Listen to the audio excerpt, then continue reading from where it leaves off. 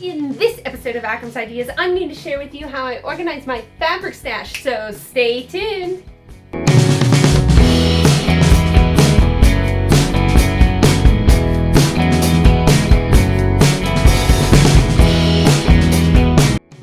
Hello and welcome. I'm Akram Taggedy Burris, and you're watching Akram's Ideas, bringing creative and crazy ideas to life. If you watched my last video, which was a special announcement, you would have heard by now that I actually moved, and I'm still in the process of unpacking. We actually moved to a new location, to a new house, and I had to pack up all my sewing crafty stuff, and now I'm in the process of unpacking it all. And I thought, since I'm actually right now working on putting up my fabric stash, and I've had a lot of people ask about my fabric stash just from pictures that I've uploaded to Instagram, I thought I'd give you a little information about how I store my fabric and the setup that I have here. For storing my fabric, I have these white bookcases, and they're not incredibly tall. You can see they're just a little taller than me. And these are actually Mainstay 5-shelf bookcases from Walmart. I know that a lot of people really like the Billy bookcases from IKEA, but they were a little expensive. And these bookcases are $27 to $30 at Walmart. And the nice thing about these is if they get damaged moving around, which in other moves I've had these bookcases kind of fall apart, it's not too expensive to go out and get some new ones. And they're pretty sturdy for what I'm using them for, so they're not a big deal, and they're light enough that I can move around myself if I need to reorganize them. So like I said, I use the Walmart brand Mainstay white cabinets here. And there are 5-shelf cabinets, so they actually have 5 shelves, one stationary shelf in the middle to join the 2 halves, and then 3 other shelves that you can put in here. For my setup, it kind of varies a little bit, but for right now, I'm actually only using just 1 extra shelf, so it's really, at this point, only a 3-shelf cabinet. And the reason for that is so that I can get the fabric in here vertically like they have in the fabric shops. Otherwise, the shelves are just too close together to get them in there vertically. Let's talk a little bit about how I've got my fabric up here on the shelf. As you can see, I've got them on these boards like they have at the fabric store. And I've just got them rolled up on the rolls. I pre-wash all my fabric so they're ready to go when I pull them off the shelves. And as for the boards themselves, they actually came from the fabric store. I actually just went to my local Joann store and asked them what they did with the cardboard stands after the fabric was ran out, and they said they just threw them away. And so they have specific dates that they sort of collect them and dump them, and so I would just come in and be like, hey, can I have whatever you want? And the cardboard that I have was like in two visits to Joann's. I got pretty much as much cardboard, fabric stands, I guess you could call them, or fabric rolls, that I could get. And they've been pretty sufficient. I'm only now feeling like I want to get some more, only because they're different heights.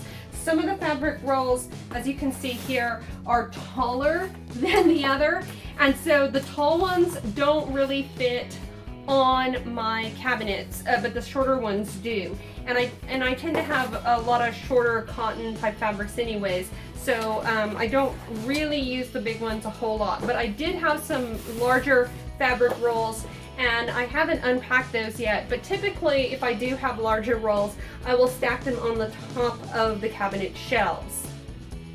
One other quick little mention is the way that I organize my fabric is that I kind of try to organize them by color.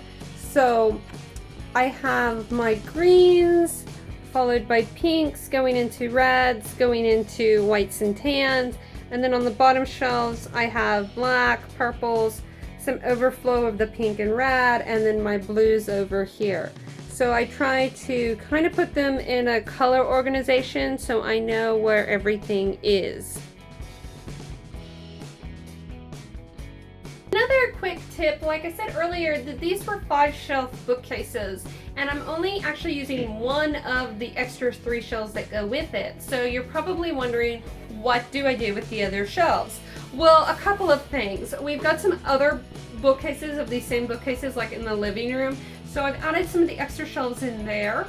But what I do with some of these tops that I'm not using, or these shelves that I'm not using, I actually use them to stage photographs. So I will put this down on a table, and it gives a great white backdrop to anything that I'm photographing, whether it's jewelry, whether it's a pattern. I use it a lot for my patterns. I'll set a pattern on there and then take a top-down shot. So it's a nice, clean, sort of semi-gloss type background that is really nice when you're needing a white background for some photography photos.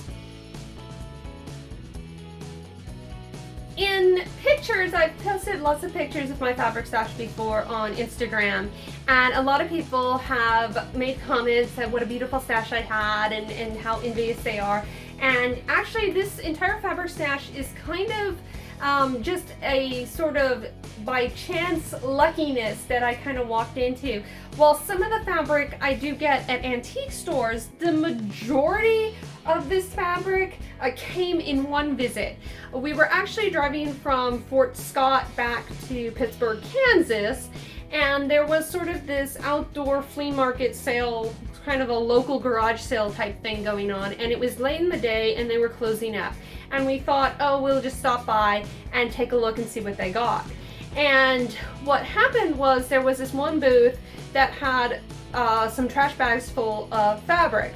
And so I went down there and started looking to see what I wanted, and there were like 8 giant, giant 50-gallon trash bags full of fabric. And I was just kind of picking through it when the lady's like, I will give you all 8 bags for $8. And I was like, okay. And so I basically, it was almost like they were selling off somebody else's stash, like a grandparent or a mother or something like that. And that's pretty much what I ended up with. I mean, there were some really weird fabrics. Some of the weirdest that I still haven't cut into is this fabric here. This fabric had the receipt and the sticker on it that said Sears Roebucks when I got this. And so I don't know how long it's been since they've gone by the name Sears Roebucks, but it's been a long time. There was some fabric that actually had TG&Y stickers on it, which I don't know if that's like a national or was a national brand, but it was a brand in the Midwest, and they haven't been around for a very long time. So a lot of these fabrics were just kind of random. Some of them, like I said, had really old tags, some of them were newer, but that's where a lot of my fabric came from. Otherwise, I tend to go to antique stores. If you're in the Joplin, Missouri area, there's a store called Rangeline. They have a booth that just sells fabric, and it's a really reasonable, it's like $1 a yard, but you're kind of limited to however many yards there is there. And so sometimes it can be expensive for like $15 for 15 yards, and you may not need that much. But a lot of times it's like 2 yards, 3 yards, which is really great when you're doing sort of a garment type project. So that's kind of the story behind the majority of my fabric. I just happened to be at the right place and the right time. I hope you enjoyed this episode of Akram's Ideas, and hopefully you've gotten some ideas about how to store your fabric. And once I have my sewing room put together, I've had a lot of people ask about a sewing room tour. So that is in the works, but like I said, I've got to unpack everything first. So once I get everything unpacked and organized, I will definitely be sharing with you guys a sewing room tour. So stay tuned for that in the weeks ahead. And as always, don't forget to follow us on social media or subscribe to our channel. Thanks for watching.